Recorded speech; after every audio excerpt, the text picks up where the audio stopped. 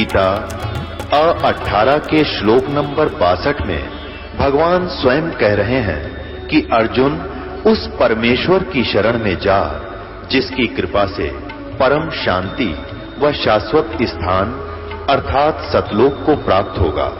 वो परमेश्वर कौन है, कहां है, कैसा है, जानने के लिए कृपया अवश्य सुनिए जगत गुरु तत्वदर्शी संत रामपाल जी महाराज के अमृत वचन। परमात्मा कहते हैं चारों युग में संत पुकारे कूक कहा हम हेल रे, हीरे माणक मोती बरस हैं ये जग चुगता ढेल रे। अब परमात्मा परमेश्वर कबीर देव जी, कबीर साहब जी जिन पुण्यात्माओं को मिले उन्होंने फिर ढोल के डंके पे परमात्मा के प्रचार किया उस सच्चे ज्ञान का। तो प्रत्येक युग में प्रभु आते हैं कबीर परमेश्वर जी। सतयुग में सत्सुकृत नाम से, त्रेता में मुनिंदर नाम से, द्वापर में करुणा में नाम से और कलयुग में वो कबीर नाम से। तो उन्होंने कहा था कि चारों युग में मेरे संत पुकारे और हमने भी आवाज लगा लगा कर ढोल के डंके पे कहा कि हीरे माणक मोती बरसे यो जग चुगता ढेल रे। हीरे मोती छोड़ के सत साधना रूपी इस सतनाम रूपी सच्चे नाम और सार नाम रूपी मोती को ना ग्रहण करके ये आन उपासना आन साधनाएं अन्य देवताओं की पूजा रूपी डड़े ढो रहे हैं, कंकर इकट्ठी कर रहे हैं। तो उस समय परमात्मा की यह बात समझ में ना आई हमारे कि ब्रह्मा विष्णु महेश भी माता पिता हैं इनके, और अब भी यही दास के साथ यही हो रहा है। हम ये सत्य ज्ञान परमात्मा का दिया हुआ अब आप तक पहुंचा रहे हैं, तो कुछ जिनकी रोजी रोटी जिनका निर्वाह बाधित हो रहा है वो कूद कूद पड़ रहे हैं, लेकिन अब उनकी दाल गले को नहीं, क्योंकि समाज शिक्षित हो गया। आज से 600 वर्ष पहले परमात्मा ने कहा था ब्रह्मा विष्णु महेश नासवान है, इनकी जन्म मृत्यु होती है, इनके माता पिता हैं, पर नहीं जची हमारे, पर आज जचेगी। अब दिखाते हैं आपको पुण्यात्माओं परमात्मा को पहचानना हमने, और जिस समय हमारे दृढ़ विश्वास हो जाएगा कबीर इज गॉड, फिर नथिंग एल्स, फिर कुछ भी ना बच्चे शेष, फिर तो उसके उनके द्वारा बताएगी साधना, फिर ये विश्वास हो कि यही मंत्र है मोक्ष मार्ग, यही है, दूसरा है नहीं, फिर बातें खत्म होगी। अब ये 36 ये पता नहीं 360 गुरु 360 मंत्र बना रखे इन्होंने, ये मनमाना आचरण है जो सदग्रंथों में प्रमाण नहीं है। तो सबसे पहले हमने इस अंधकार को हटाना है, अज्ञान को हटाना है, नाश करना अज्ञान का, इस तत्व ज्ञान की रोशनी में आपको लाना है। अब देखिएगा 600 वर्ष पहले परमात्मा ने अपनी सच्चिदानंद घन ब्रह्म की वाणी में, कबीर वाणी में, कबीर सागर में जो आदरणीय धर्मदास साहिब जी ने लिपिबद्ध किया है उसमें ज्यों का त्यों लिखा है, पढ़िए स्वयं। ये देखिएगा कबीर सागर संपूर्ण 11 भाग खेमराज श्री कृष्ण दास बम्बई से प्रकाशित है। ये पुराना प्रकाशन है, बहुत पुराना। यहाँ देखिएगा कबीर सागर ज्ञान सागर प्रथम खंड कबीर पंथी भारत पथिक स्वामी युगलानंद बिहारी द्वारा परिष्कृत, मुद्रक एवं प्रकाशक है खेमराज श्री कृष्णदास, अध्यक्ष श्री वेंकटेश्वर प्रेस, खेमराज श्री कृष्णदास स्मारक मुंबई। अब हम आपको ले चलते हैं इसके बोध सागर ज्ञान बोध में। ये ज्ञान बोध और ये बोध सागर पृष्ठ नंबर 21 पर आपको पढ़ाएंगे। धर्मदास ये जग बोराना, कोई न जाने पद निर्वाणा, यही कारण मैं कथा पसारा, जग से कहिए वो राम नियारा। ये राम है, नाम इन्होंने गलत मिसप्रिंट कर दिया है कबीर पंथियों ने। यही ज्ञान जग जीव सुनावो, सब जीवों का भरम नसावो, अब मैं तुमसे कहूँ चिताई, त्रिदेवन की उत्पत्ति भाई। कुछ संक्षेप कहूँ गहुराई, सब संशय तुमरे मिट जाई। भरम गए जग वेद पुराना, आदि राम का भेद न जाण्या। ये राम है नोट नाम। राम राम सब जगत बखाने, आदि राम कोई बिरला जाने। ये नाम इन्होंने लिखा है, गलत लिख दिया, मिसप्रिंट बाद में इन्होंने संशोधन करा अपनी जान में, लेकिन अकल तो इनमें थी नहीं। अब सचमुच यहाँ चल रहा है कि राम राम सब जगत बखाने, आदि राम माने सनातन परमात्मा, सबसे पहला प्रथम पुरातन भगवान कोई बिरला जाने। ज्ञानी सुने सो हृदय लगाई, मूर्ख सुने तो गम ना पाई। माँ अष्टंगी पिता निरंजन, ये जम दारुण वंशन अंजन। अब इनकी माता अष्टंगी दुर्गा है, पिता ये ज्योत निरंजन काल है। पहले कीन निरंजन राई, पीछे से माया उपजाई। माया रूप देख अति शोभा, देव निरंजन तन मन लोभा। काम देव धर्मराय सताए, देवी को तुरंत दर खाए। ये धर्मराय यहाँ इस काल को कहा है। पेट से देवी करी पुकारी, हे साहब मोहे करो उबारी। टेर सुनी सतगुरता आए, अष्टंगी को बंद छुड़वाए। यहाँ टेर सुनी कहाँ हम आए, ये परमात्मा अपनी तरफ से कर दिया, इन्होंने गलत लिख दिया। धर्मराय यानी काल ने निरंजन ने हिकमत की ना, नख रेखा से भग कर लेना। धर्मराय करे भोग विलासा, माया को रही तब आशा। तीन पुत्र अष्टंगी जाए, ब्रह्मा विष्णु शिव नाम धराए। तीन देव विस्तार चलावे, इनमें यो जग धोखा खावे। पुरुष गम को कैसे को पावे, काल निरंजन जग भरमावे। तीन लोक अपने सुत दीन्या, सुन निरंजन बासालीन्या। अलख निरंजन सुन ठिकाना, ब्रह्मा विष्णु शिव भेद न जाण्या। ब्रह्मा विष्णु महेश को नहीं मालूम आज तक हमारा पिता कौन है। तीन देव सो उसको ध्यावे, निरंजन का वे पार न पावे। अब ब्रह्म साधना ये भी कर रहे हैं पर इनको नहीं मिले वो आज तक। अलख निरंजन बड़ा बटपारा, तीन लोक जीव कीन आहारा। ये ठग है बटपारा, तीन लोक के जीवों को खा रहा है। ब्रह्मा विष्णु शिव नहीं बचाए, सकल खाए पुन धूर उड़ाए। कहते ब्रह्मा विष्णु महेश को भी मारेगा, इनको भी खाएगा। तिनके सुत हैं तीनों देवा, अंधर जीव करते हैं सेवा। होय होय। कहते इस काल के ये तीन पुत्र हैं ब्रह्मा विष्णु महेश, और ये अंधे ज्ञानहीन ज्ञान नेत्रहीन प्राणी कहते इन की पूजा करते हैं। अकाल पुरुष काहू नहीं चीन्या, काल पाए सभी गए लीन्या। तीन देव और असुर अवतारा, ताको भजे सकल संसारा। गुण तीनों का ये विस्तारा, धर्मदास मैं कहूँ पुकारा। गुण तीनों की भक्ति में ये भूल पड़ो संसार, कहें कबीर निज नाम बिना कैसे उतरो पार। तीन देव की जो करते भक्ति, इनकी कदे ना हो मुक्ति। अब पुण्यात्मा कलेजा फट जा जब बुद्धिमान व्यक्ति हो। अरे 600 वर्ष पहले आकर के ये वाणी जिसना मन पढ़ कहा करते थे अशिक्षित और वेद शास्त्रों को नहीं जानता, और उन्होंने ये लिख रखा है कि ऐसा ऐसा था, और आज यही हमारे सदग्रंथों में लिखा हुआ मिल जावे तो पुण्यात्माओं भगवान कौन है? कबीर इज गॉड, परमात्मा ही बता सकता है।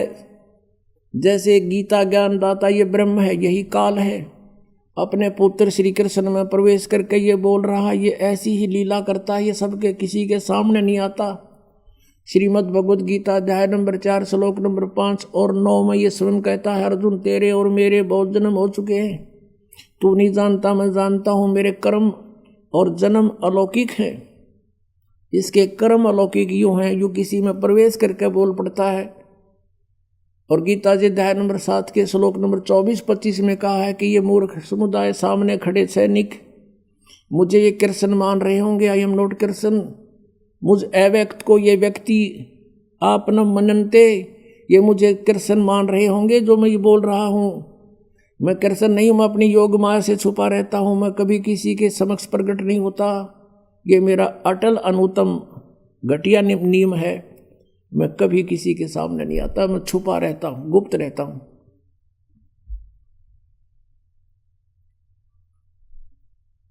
तो पुण्यात्माओं, ये 10वें अध्याय के दूसरे श्लोक में गीता जी में कहता है कि मेरी उत्पत्ति को न देवता जानते न ये ऋषि जानते, क्योंकि इनका उत्पत्ति करता मैं हूं।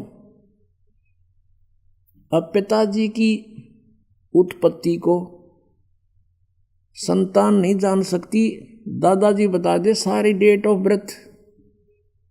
तो हमारे दादाजी ने आके कबीर परमेश्वर ने इनकी डेट ऑफ बर्थ बता रखी है और इस ब्रह्म की उत्पत्ति बता रखी है। इनके बाप की भी उत्पत्ति बता रखी है, पिता की कैसे उत्पन्न हुआ था वो। तो कौन है वो भगवान जिसने सारी सृष्टि रची? कबीर इज गॉड, वो कबीर परमेश्वर है। अनंत कोट ब्रह्मांड का एक रति नहीं भारे, सतगुरु पुरुष कबीर हैं ये कुल के सिरजनहार। अनंत कोट ब्रह्मांड का एक रति नहीं भार। अब जैसे वैज्ञानिक ने वायुयान बना दिया और बना के घुमा दिया और बीच में बैठ गया, बताओ उस पर कैसे भार हुआ?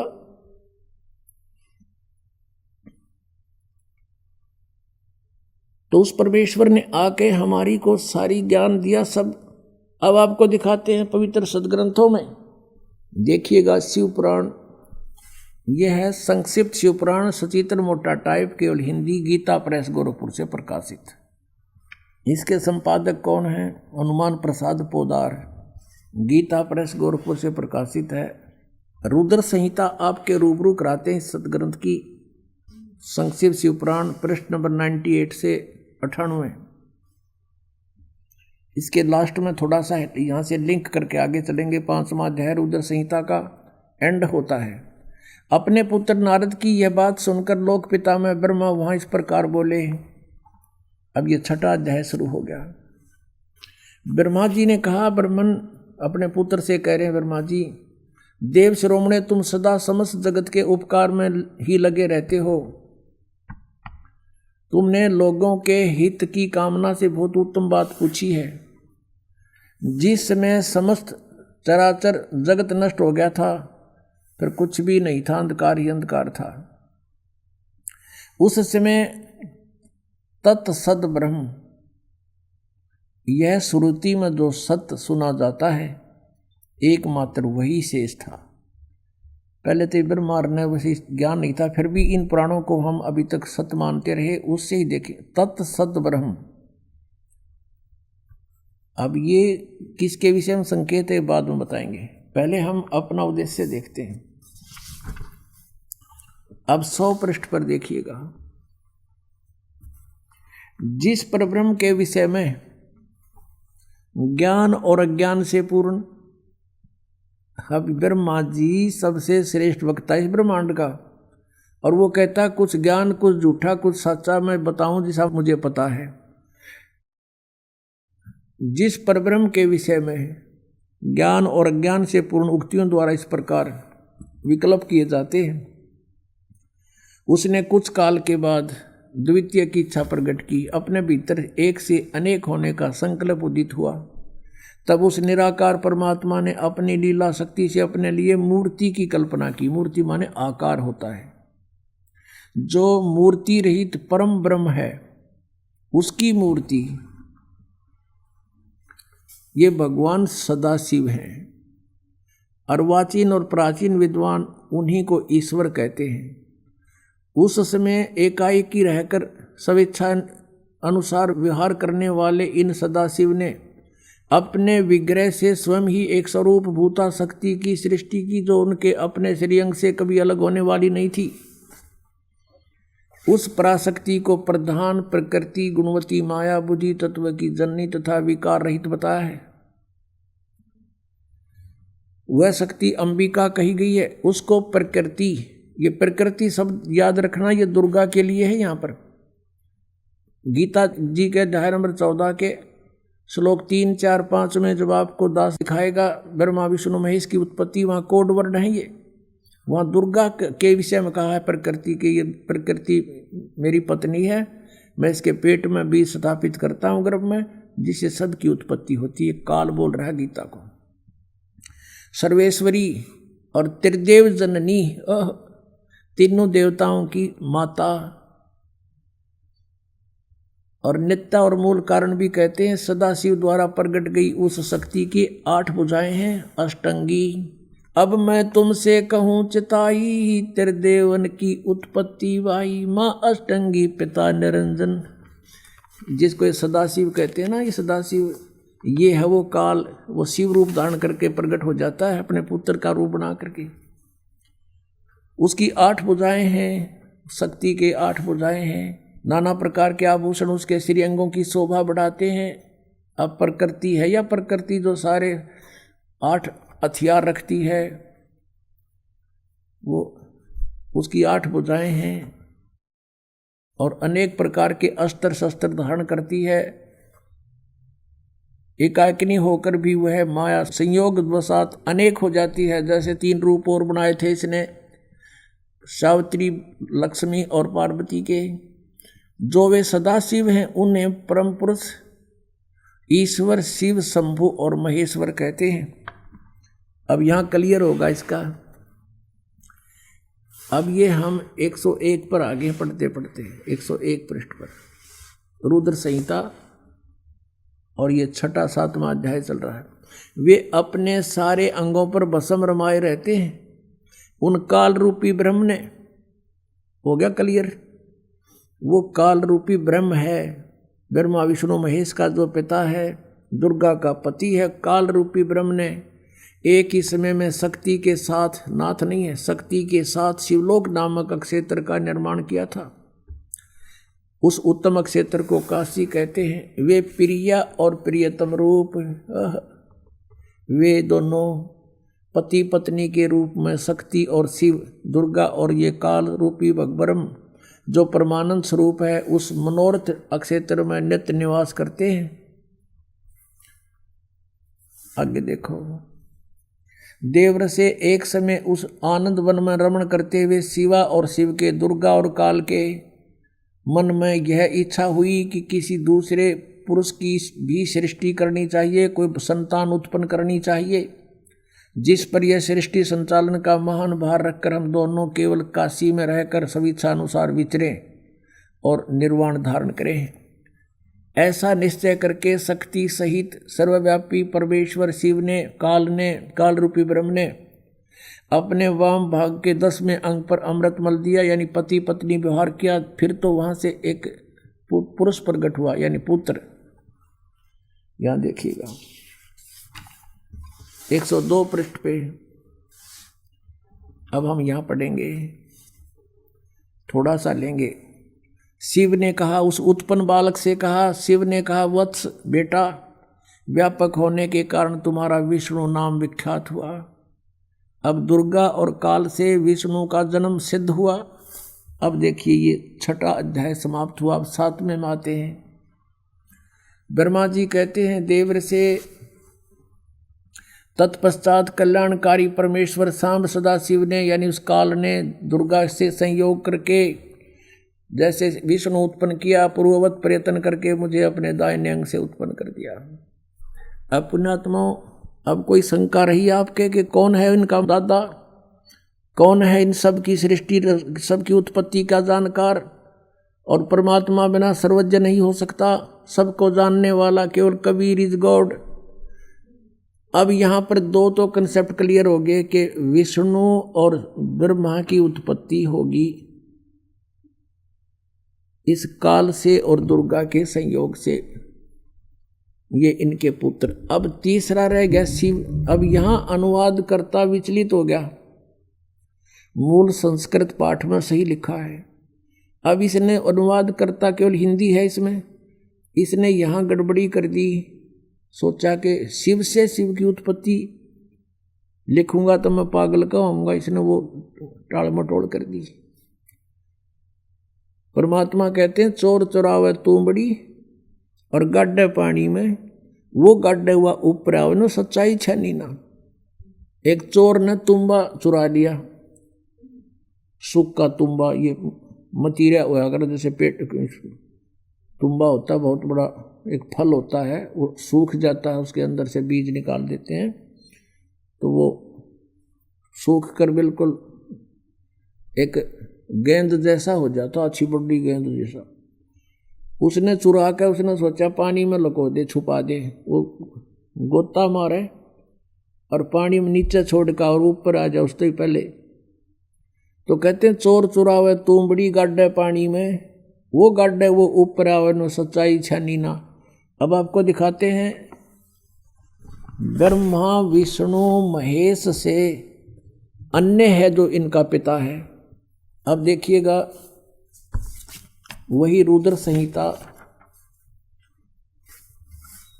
ये वही शिवपुराण है, संक्षिप्त शिवपुराण 110 पृष्ठ पे रुद्र संहिता चल रहा है।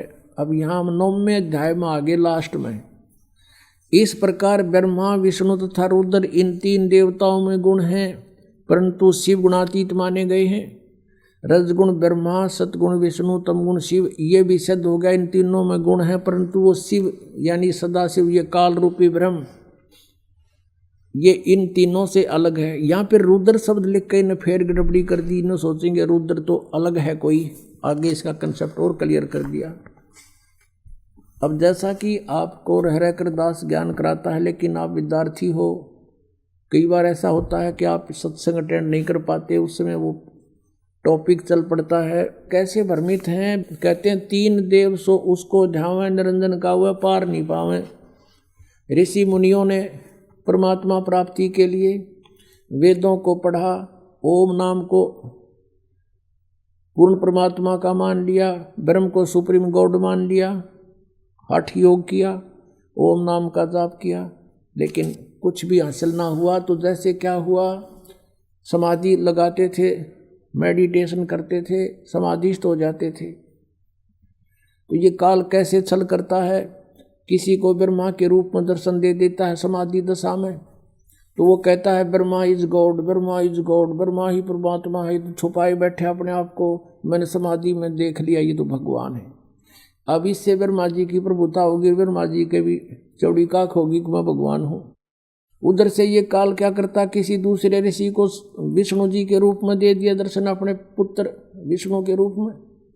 उसने सब जगह ढिंढोरा पीट दिया कि ये खुद मालिक हैं, ये पूर्ण परमात्मा है, हजारों अमर हैं, यही सर्वशक्तिमान है, यही 3 रूप बना लेता है, ये विष्णु इज गॉड।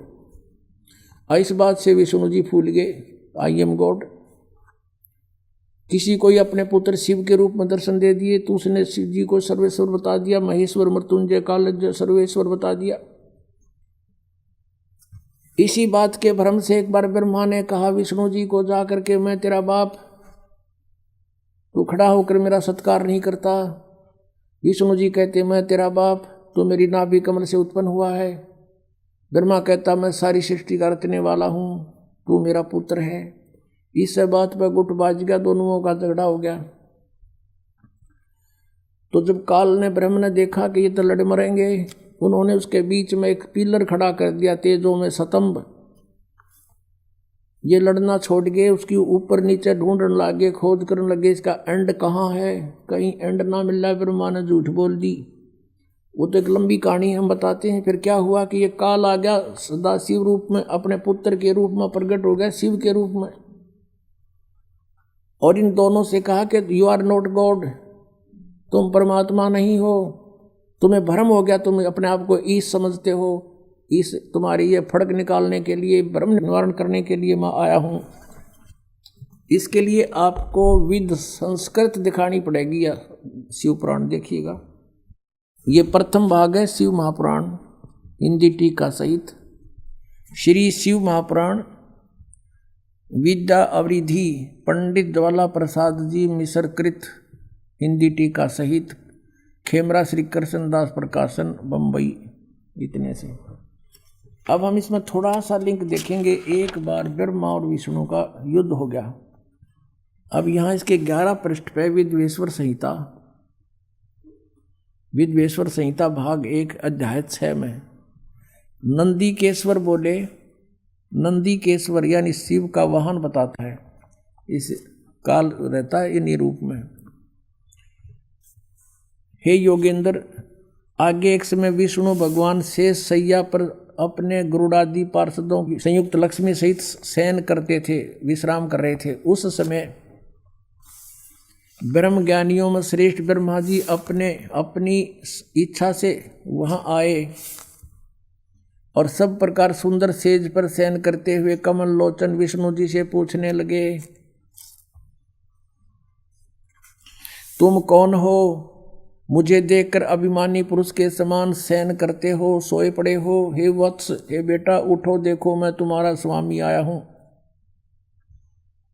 ब्रह्मा जी बोले, बेटा खड़ा हो, देख मैं तेरा स्वामी आया हूं।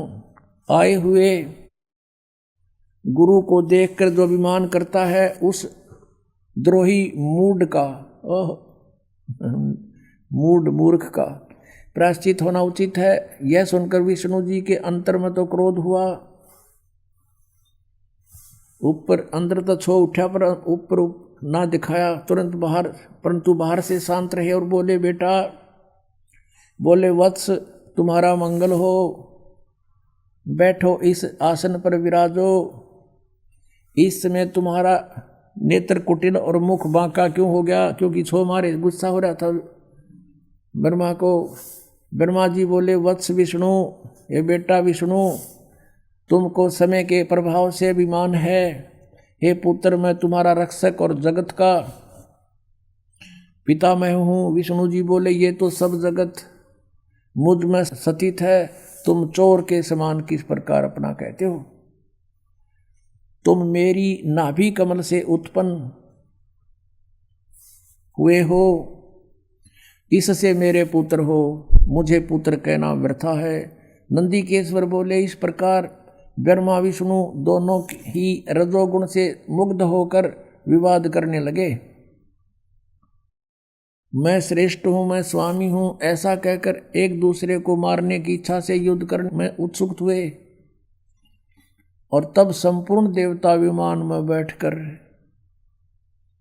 उस महा अद्भुत युद्ध को देखने को चले आए और आकाश से उनके ऊपर फूल बरसाने लगे। वाह रे देवताओं, जैसे जोटे बढ़ा करें गाँव में, जैसे दो लड़ रहे हैं और देवता न्यू के शाबाश, बहुत अच्छा कर दो काम, और फूल बरसावें। ये देवताओं के लक्षण है। इनको बीच में आना चाहिए था और हाथ पैर जोड़ कर उनको छुटवाना चाहिए था कि तुम लड़ोगे तो हमारा क्या होगा। हर देवता ने होगा ऊपर तो फूल बरसावें, शाबाश, मरो कटके। तो यह पंचायत तो पहले तो बिगड़ रही है, को नई को नहीं बिगड़ी भी है। ये वहीं से देवताओं के लक्षण ताम हमारे जैसे यहाँ इस पृथ्वी लोक के फिर क्या होगा, ये तो सोचने की बात है। अंडरस्टूड है हम किसे होंगे फिर। अब इनका झगड़ा हो गया, फिर बीच में, अब शॉर्टकट में बताऊंगा, ये थोड़ा सा दिखाना जरूरी था। जिनको हम पूजा करते उनकी बुद्धि कितनी थी। जिनको हम सर्वेश्वर महेश्वर और भगवान मान्या करते, वो चौथी कक्षा के बच्चों जैसे नेचर के थे। चौथी तीसरी कक्षा के बालक झगड़ते हैं। अध्यापक पूछता है, क्यों झगड़ रहे थे बच्चों? वो कहता जी, ये नो बोला मैं तेरा बाप है। दूसरा कहता कि नहीं जी, पहले यूँ बोला मैं तेरा बाप, इसलिए एक दूसरे की गिरबान पकड़ रहे, लाल मुंह झगड़ रहे। तो हमारे भगवान जिनको हम परमात्मा सुप्रीम पावर मानना करते हुए बड़े उनकी बुद्धि उन चौथी कक्षा जैसे बच्चों के जैसा स्वभाव था इनका। ये आपके समक्ष दास अपनी तरफ से नहीं कह रहा कि इन आचरणों को देखकर हम पहचानेंगे हु इज गॉड, कौन है वो परमात्मा। अब आगे क्या हुआ, फिर ये काल आ गया अपने पुत्र शिव जी के रूप धारण कर। इसने प्रतिज्ञा कर रखी है कि मैं अपने वास्तविक रूप में कभी किसी को दर्शन नहीं दूंगा। इसने प्रतिज्ञा कर रखी है, कसम खा रखी है। इसलिए ये ऐसे कभी विष्णु के रूप में किसी को दर्शन दे देता है। जो विष्णु की पूजा करता है, शिव की पूजा करता है, शिव के रूप में दर्शन दे देता है। वास्तविक रूप में आया था यो महाभारत के युद्ध में, जब उस अर्जुन जैसा योद्धा भी देख के इसकी शक्ल ने कांप गया था, वो था इसका असली रूप। और कहता मैं काल हूँ, सबको खाने के लिए आया हूँ। और अर्जुन ने करबद्ध होकर कहा था भगवान आप अपने उसी चतुर्भुज रूप में आ जाओ, अब मुझसे ये देखा नहीं जाता। कलजा फट गया उसका। अब ये आ गया वहां पर शिव रूप में, इन दोनों के बीच में वो पिलर ठोक दिया, आके खड़ा हो गया और कहता कि मैं तुम्हारी बुद्धि ठिकाने करने आया हूं, तुमने अपने आप को भगवान मान रखा है, यू आर नॉट गॉड। ये देखिएगा। अब ये है पृष्ठ नंबर 17 पे, पहले हमने 11 पर पढ़ा था। विद्वेश्वर संहिता अध्याय 9। उन दोनों की अज्ञानता और वैर को दूर करने के अर्थ दोनों से कहा। किसने? उस सदा काल रूपी ब्रह्म ने, सदा शिव जिसको कहते हैं, इनके पिता ने क्या कहा? मेरे सकल और निष्कल भेद से दो रूप हैं, परंतु और ईश्वर नहीं। इस कारण से उनके दो रूप नहीं हो सकते। पहले सतम रूप यानी वो पिलर रूप में खड़ा हो गया था, और पीछे मूर्तिमान रूप धारण किया। इसमें ब्रह्म निष्कल है और ईश्वर रूप सगुण है। यह मेरे दोनों रूप सिद्ध हैं, दूसरे किसी के नहीं।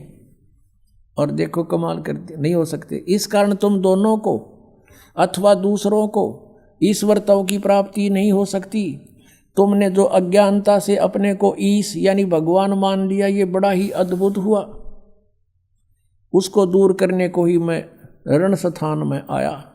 तुमने जो अज्ञान से, ब्रह्मा और विष्णु को कह रहे हैं, उनके पिता ये काल, अपने को ईश मान लिया। तुम ईश नहीं हो, यू आर नॉट गॉड। ये बड़ा ही अद्भुत हुआ। उसके दूर करने को ही मरण स्थान में आया। अब तुम अपना अभिमान त्याग कर मुझ ईश्वर में अपनी बुद्धि लगाओ। मेरे ही प्रसाद से लोक में सब अर्थ प्रकाश करते हैं। अब देखो ये स्पष्ट करता है, मैं ही परब्रह्म हूं। अब ये मूर्ख बनाने की चेष्टा कर रहा है। मैं ही परब्रह्म हूं, मेरा ही सकल कल अकल रूप है। ब्रह्म होने से मैं ईश्वर हूँ। अनुग्रह आदि कि मेरा कर्तव्य है। सर्वव्यापी होने से मैं जगत के वर्धक होने से मैं ब्रह्म हूँ। हे ब्रह्म केशव, समत्व और व्यापकत्व होने से मैं आत्मा हूँ। मैं इस सब का ईश हूँ। यह मेरा है, मेरे अतिरिक्त, मेरे सिवाय किसी दूसरे का नहीं है। प्रथम तो ब्रह्म तत्व के ज्ञान के निमित्त निष्कल ब्रह्म का परार दूर भार हुआ। अब हम अगले पृष्ठ पर देखते हैं, 18 पृष्ठ पे। अब यहाँ देखिएगा नीचे, हे पुत्रो। अब ये काल कह रहा अपने दोनों पुत्र ब्रह्मा और विष्णु को, हे पुत्रो, यह कृत आपने तप से प्राप्त किए हैं। कौन से कृत, कौन सी जॉब? उत्पत्ति और स्थिति, सृष्टि। देखो, हे पुत्रो, यह कृत आपने तप से प्राप्त किए हैं, जो कि सृष्टि, उत्पत्ति और पालन कहता है। सो मैंने प्रसन्न होकर तुम्हें दिए हैं। इसी प्रकार दूसरे दो कृत। अब देखो सारा कंसेप्ट क्लियर हो गया। अब वक्ता है ये काल, और कहते हैं दो कृत और रुद्र और महेश को प्रदान किए हैं। अब दो तो ऊपर हो गए पुत्रों, दो तो ये ऊपर थे, और अब ये दो ये हो गए रुद्र और महेश। इनसे अलग है यो बोलने वाला इनका पिता। इतना ही कंसेप्ट क्लियर करना था अपन, यहाँ और आगे नहीं। और थोड़ा सा और दिखा देता हूँ आपको। अब यहाँ देखो 19 पृष्ठ पे ये सिद्ध होगा कि गीता ज्ञान भी यही दे रहा था। 19 पृष्ठ है ये,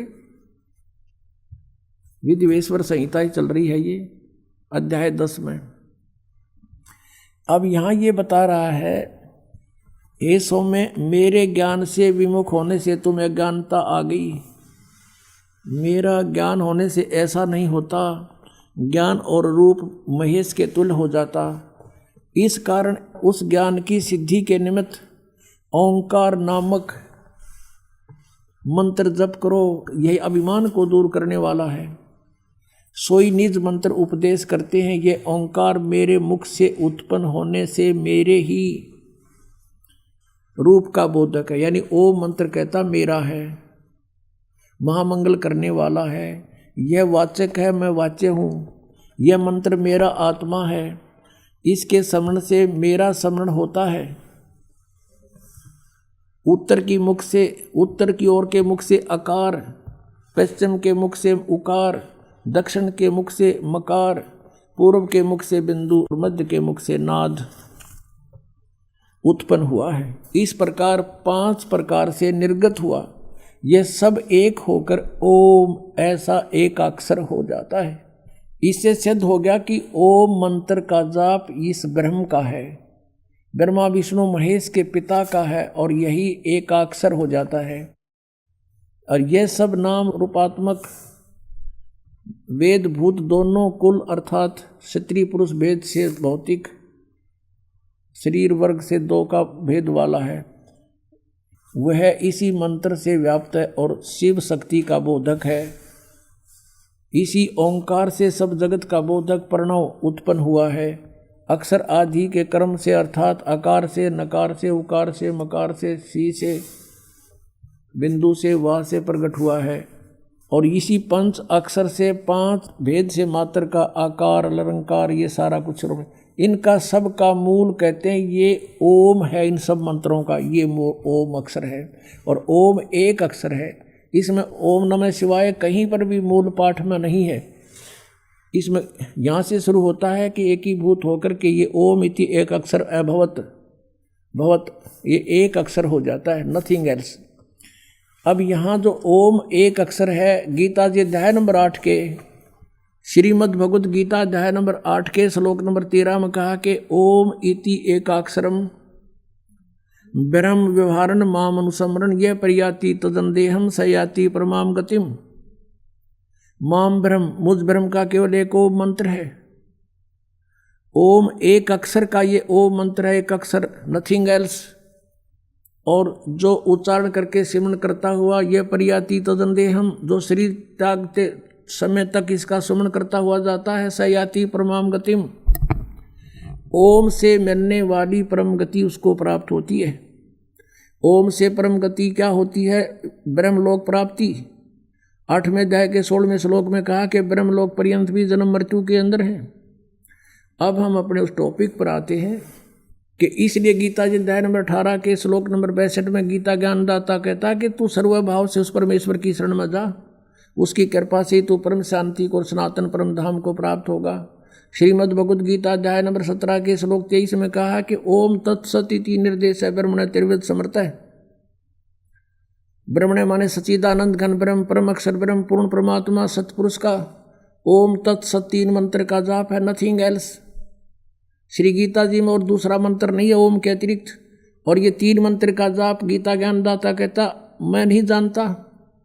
4 अध्याय के 34वें श्लोक में कहा कि उस तत्व ज्ञान के अंदर वो सब विस्तार से कहा गया है, जो 4 अध्याय के 32वें श्लोक में बताया है कि सच्चिदानंद ब्रह्म की वाणी में वो बोला गया है, वो तत्व ज्ञान है। उस तत्व ज्ञान को तू तत्वदर्शी संतों के पास जाके समझ। इससे सिद्ध है गीता ज्ञानदाता भी इस मंत्र से परिचित नहीं है।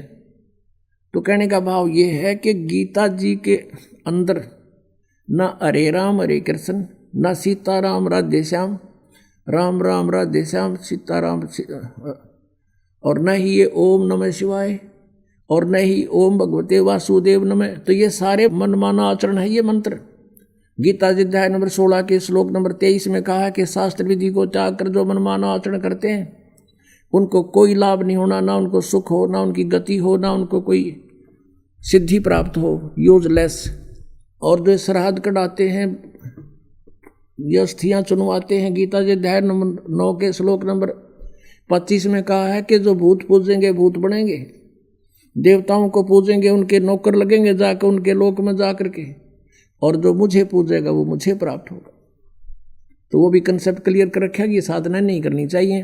तो गीता जी जो है ये हमारा एक सदग्रंथों में से एक भक्ति का सदग्रंथ है। अब प्रसंग चल रहा था कि ब्रह्मा विष्णु महेश के माता पिता कौन है, कंसेप्ट क्लियर हो गया। दुर्गा इनकी माता है, यो काल रूपी ब्रह्म ये इनका पिता है। दुर्गा को प्रकृति भी कहते हैं और रजगुण ब्रह्मा, सतगुण विष्णु, तमगुण शिव जी है, ये भी आपको दिखाते हैं। फिर श्रीमद् भगवत गीता में आपको दिखाएंगे ब्रह्मा विष्णु महेश की उत्पत्ति दुर्गा और काल से। ये देखिएगा, ये है श्रीमद् देवी भागवत यानी देवी पुराण, शक्ति पुराण, हिंदी टीका सहित भाग 1। ये कहाँ से छपा है? अथ देवी भागवतम सभाष्टीकम समात्यम, खेमरा श्री कृष्ण दास प्रकाशन, बंबई 4 का। अब हम यहाँ आते हैं। अथ श्रीमद् देवी भागवते भाषा टीका युक्ते तृतीय स्कंध प्रारंभते। अब तीसरा स्कंध हम देख रहे हैं इसका, प्रश्न नंबर इसके भी 11 पर। पहले हमने शिवपुराण देखा था, इसके 11 पर, और ये तृतीय स्कंध है भाषा टीका तृतीय स्कंध अध्याय 5 में। यहाँ पर हम पढ़ेंगे, भगवान शिव कह रहा है अपनी दुर्गा माता को, हे माता, यदि हमारे ऊपर सदा आप दया युक्त हो तो हमको तमोगुण में किस प्रकार प्रदान किया, और ब्रह्मा रजोगुण और हरि सतोगुण यानी विष्णु को सतोगुण क्यों युक्त किए। अब यहाँ देखिएगा, हम अब संस्कृत पढ़ेंगे। यदि दया धर्मना न सदाम्बिके कथम अहम विहित, यदि आप दयालु हो माता तो मुझे किस प्रकार बना दिया।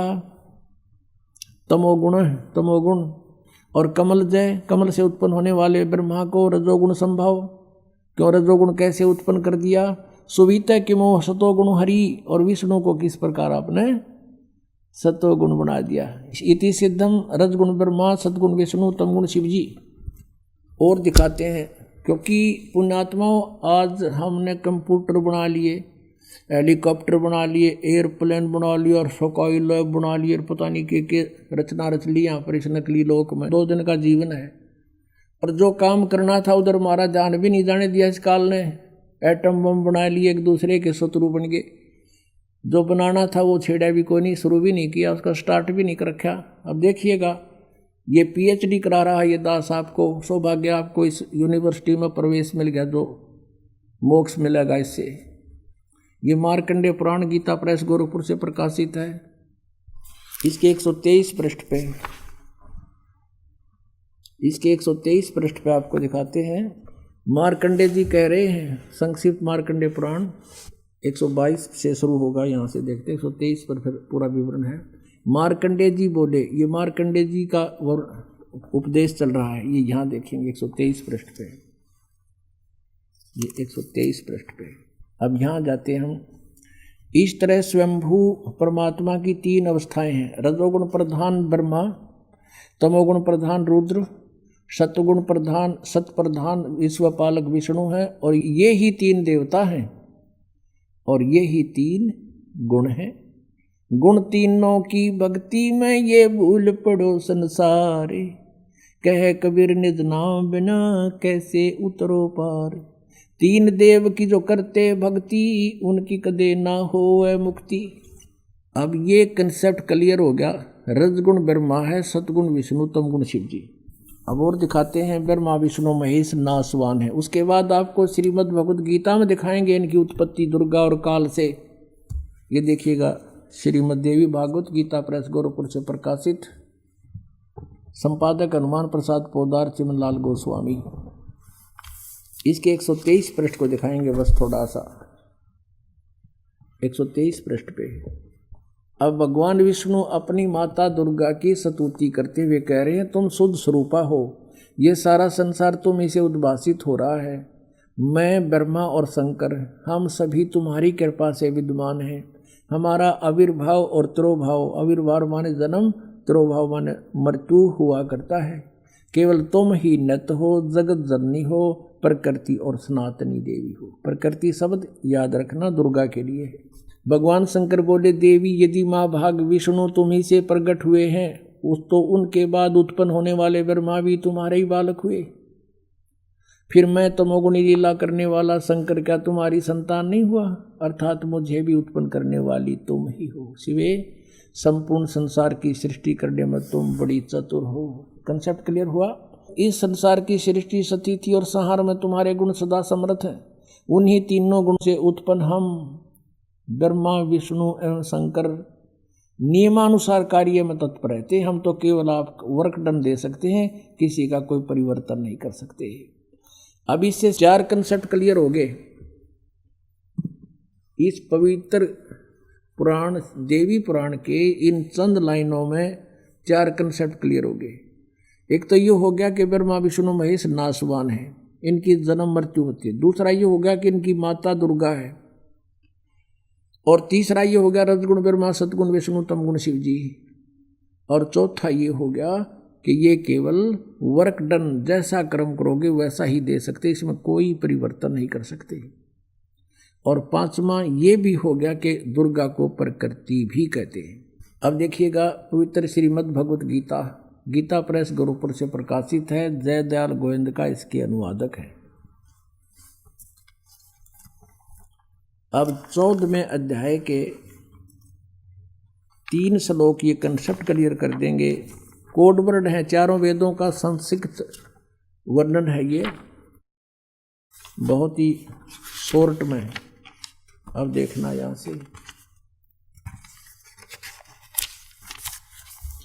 ये है चतुर्दशो अध्याय, 14वां अध्याय, अध्याय 14 और श्रीमद् भगवत गीता। यहां देखना अब 3रे श्लोक से, हे अर्जुन मेरी महत ब्रह्म रूप मूल प्रकृति, वैसे ही इन्होंने यहाँ अनुवाद गलत कर रखा है, वैसे इसी से देखेंगे। प्रकृति सर्वभूतों की, सभी प्राणियों की योनि अर्थात गर्भाधान स्थान है, और मैं उस योनि में चेतन समुदाय गर्भ को स्थापन करता हूँ। ततः माने उसके संयोग से, ततः माने उससे सब भूतों की प्राणियों की उत्पत्ति होती है। और चौथे में, हे अर्जुन नाना प्रकार की सब योनियों में जितनी मूर्तियां अर्थात शरीरधारी प्राणी उत्पन्न होते हैं, दुर्गा प्रकृति तो उनकी गर्भ धारण करने वाली माता है, और मैं बीज स्थापन करने वाला पिता हूँ। यो काल बोल रहा है। और 5वें में स्पष्ट कर दिया है, हे अर्जुन सतगुण रजगुण तमगुण ये प्रकृति से उत्पन्न, दुर्गा से उत्पन्न तीनों गुण, रजगुण ब्रह्मा सतगुण विष्णु तमगुण शिव जी, प्रकृति से उत्पन्न ये तीनों गुण अविनाशी जीवात्मा को शरीर में बांधते हैं। अब काल ने पल्ला झाड़ दिया कि ब्रह्मा विष्णु महेश इन जीवात्मा को कर्मानुसार यहाँ बांधे बैठे हैं। अपने आत्माओं ये है, इसको कहते हैं तत्व ज्ञान, और उसको सतगुरु कहते हैं जो सदग्रंथों को अच्छी तरह समझा और समझा दे। और पुण्यात्माओं सौभाग्य आपका, आप बहुत पहले आ गए इस मालिक के चरणों में। ये पुण्यात्मा जो टोल के टोल झुंड के झुंड नकलियाँ के फंसे पड़े हैं, उनको जो भी सच्चाई का पता लगेगा रोएंगे बैठ के कर्माने। अब देख कैसा जुल्म किया इन्होंने हमारे साथ, हम बर्बाद कर डाले इन नालायका ने, अपना कर्म बिगाड़ा और हम काल के जाल में फंसा दिए। पुण्यात्माओं यहाँ पैर टेकने जगह नहीं रहेगी, वो दिन दूर नहीं है। आज कोई पागल नहीं है। जब हम अपने स्वार्थ के लिए सब कुछ कर सकते हैं तो क्या परमात्मा पाने के लिए उन नकलियों को नहीं छोड़ देंगे? जिस दिन उनको ज्ञान हो जाएगा एक भी ढूंढा नहीं पाओगे उनके पास। वो एकले बैठे पाओगे, क्या उनके परिचर पाओगे उड़े बैठे, बाकी सब भाग होंगे। यहाँ पर एक गांव में एक अंधा था, अंधा, वो बाहर से आता था और वहाँ क्या करता था, वो भजन सुनाया करता, रागनी रुगनी गाता था, इंटरटेनमेंट कराता था। उसके बदले में उसने कुछ पैसे दान हो जाते थे, वो हफ्ते 10 दिन में आगे डा करता उड़े। तो उनको क्या हुआ, एक बार उन व्यक्तियों ने सोचा भाई यो तो 10वें दिन आले है और ये सिर में दर्द करे। तो उन्होंने कहा कि सूरदास आज तो बहुत घने व्यक्ति आवेंगे और तेरे बाहर व्यवस्था करनी पड़ेगी। अच्छा भाई बाहर कर देता है। वो बाहर बनी में जंगल में ले जाकर उड़ा खड़ा कर दिया। वो अगले सूरदास इब तू आप सुना दे 4 बोल और देख जनता बहुत आगी है और तो बोलने जाइए डटिए ना, नहीं तो बीच में उठ जाएंगे। और देख कति सन्नाटा छा रहा है ना, बहुत इंटरेस्टेड है तेरी बात सुन। उसने उड़ा खड़ा करके वो 5-4 थे वो चले गए। वो एक लाए बांडा खड़ा तो वहाँ एक रास्ते चलता व्यक्ति आ गया। वो कहने लगा रे गाने वाले रुकना जरा। वो कुछ देर तक बोला नहीं, गाता रहा। फिर बोला रे भले आदमी तने मैं पाया रास्ता बताने, ये कितने बैठे इनसे पूछ ले। ने बोला तेरा फूफा बैठा है, एकला बांडा खड़ा तो इन गेला वाह बनेगी एक दिन इन सारे संतां के लिए, सारे बाजाओंगे यहाँ पर। अपना आत्माओं परमात्मा ने आपके ऊपर रहम किया है। ये अब ये कंसेप्ट क्लियर हो गया कि पूर्ण परमात्मा कबीर परमेश्वर है जो सारी सृष्टि की रचना को स्वयं ही ठीक ठीक बताता है। और जिस परमेश्वर ने 600 वर्ष पहले जो अपनी अमृतवाणी में ज्ञान लिखा था, आज हमारे पवित्र सदग्रंथों ने उसको सेकंड कर दिया, समर्थन दिया कि सचमुच ऐसा ही है। तो भाई कौन है भगवान? अब ये आपकी आत्मा मान जाएगी इस बात ने, क्योंकि दास ये चाहता है कि हम अपने भगवान ने पहचान दें और उसको पहचानने के बाद फिर हम आप पर चिपक जाएंगे, इस तरह की तो दिखाई नहीं देगा। इसके अतिरिक्त हमें कोई, परमेश्वर ने स्वयं आकर कहा है, बंदी छोड़ दयाल जी तुम तक हमारी दौड़े, जैसे काग जहाज का अब सूझत और न ठोरे। जब आपको ये तत्व ज्ञान हो जाएगा, परमात्मा की पहचान हो जाएगी, उस समय जैसे ऐसी स्थिति आप जी की हो जाएगी जैसे पहले पुराने समय में समुद्री जहाज के अंदर कौवे बैठ के चले जाते थे रोटी खाने के लिए, कि टुकड़ा ये कहीं खाना खाएंगे, टुकड़ा डालेंगे, और रात के शाम के समय या दिन के समय जहाज प्रस्थान कर जाता था। जब रात्रि हो जाती थी, सुबह सूर्य उदय होता था, तब तक 200-300 किलोमीटर जहाज चला जाता था। तो उस समय ऐसे इंस्ट्रूमेंट हुआ करते, दिशा सूचक यंत्र रखा करते थे, और कई बार दिशा सूचक यंत्र चुंबकीय चट्टानों से डिस्टर्ब हो जाते थे, और वो जहाज के चालक अपने इंस्ट्रूमेंट को चेक करने के लिए, अपनी दिशा को चेक करने के लिए कौवे का सहारा लेते थे। कौवे में एक विशेष गुण दिया है परमात्मा ने कि वो जिस दिशा से चलता है उस दिशा को भूलता नहीं। तो क्या करते थे वो चालक, सुबह कौवे के डले मार दिया करते, उसने विवश कर देते जहाज से उड़ने के लिए। तो कौवा अपनी उसी दिशा को उड़ता है कि मैं अपने घर को लौटूं, तो उसी दिशा को उड़कर चल पड़ता है। वो कुछ देर तो उड़ता जाता है, लेकिन उसको कहीं भी बैठने का स्थान आसपास नजर नहीं आता है। अंत में वो सब जगह देखता है कि जहां भी बैठूंगा वहीं डूब मरूंगा। तो वापस आकर के उसने उस जहाज पर ही शरण लेनी पड़ती है। वहीं वो एक बचाव का एकमात्र स्थान उसके लिए है, वो वहीं आकर बैठता है। उधर से जहाज वाले अपना दिशा सूचक अपनी दिशा को चेक कर लेते हैं, कौवा इस दिशा में गया है, हम इस दिशा से आए थे, तो अब हम ठीक चल रहे हैं या नहीं। तो कहने का भाव ये है पुण्यात्माओं, आप जी को परमात्मा के सामर्थ्य का जो पता चलेगा, कबीर इज गॉड, आपकी स्थिति ऐसी हो जाएगी जैसे काग जहाज का अब सूझे और नठोर।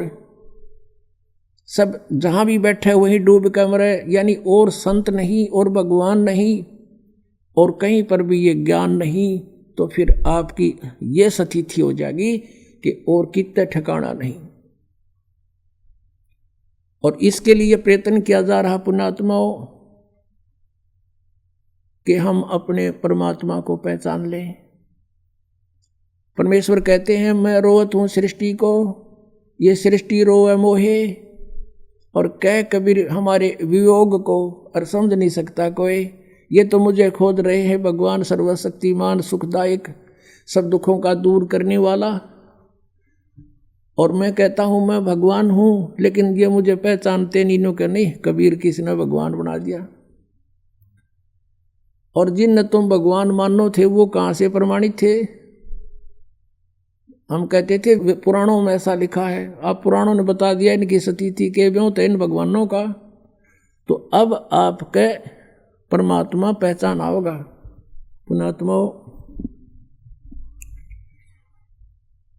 अब ये जो समय आपको मिला है भगवान की भक्ति और ये ज्ञान सुनने का,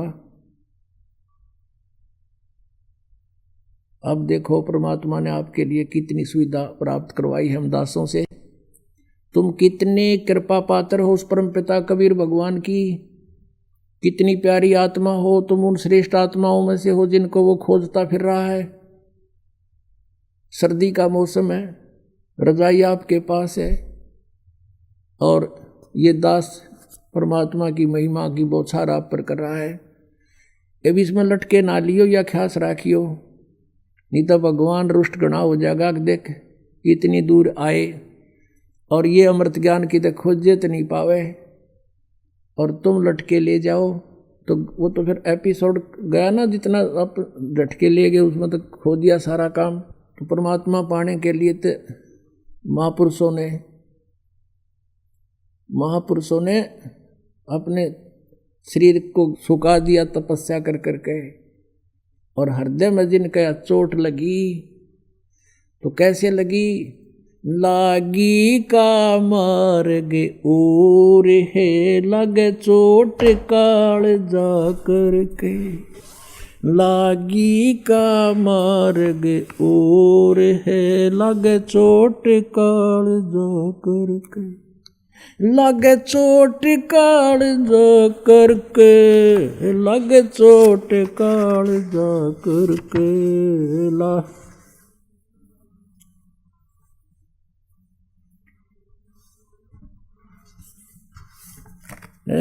लागी का मार्ग और है लगे चोट कलेजा करके, लगे चोट काल जा करके, लागी का मार्ग।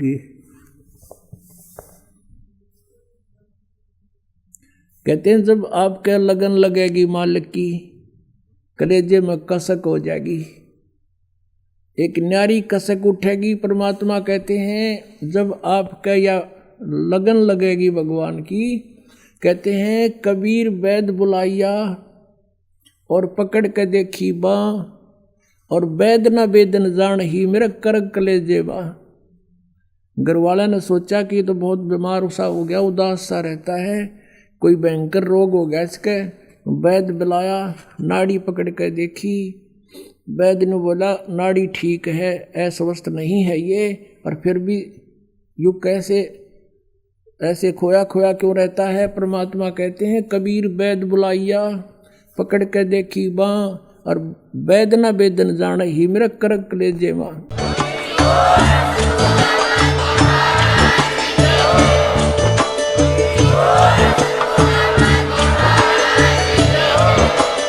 आप सुन रहे थे जगत गुरु तत्वदर्शी संत रामपाल जी महाराज जी के मंगल प्रवचन। अधिक जानकारी के लिए विजिट कीजिए हमारी वेबसाइट www.jagatgururampalji.org। संत रामपाल जी महाराज जी के शुभ आशीर्वाद से पूरे विश्व भर में 500 से भी ज्यादा नाम दीक्षा केंद्र हैं, जिन पर संत रामपाल जी महाराज जी द्वारा ऑनलाइन निशुल्क नाम दीक्षा दी जा रही है। अपने नजदीकी नाम दीक्षा केंद्र का पता करने के लिए संपर्क करें 8222880541।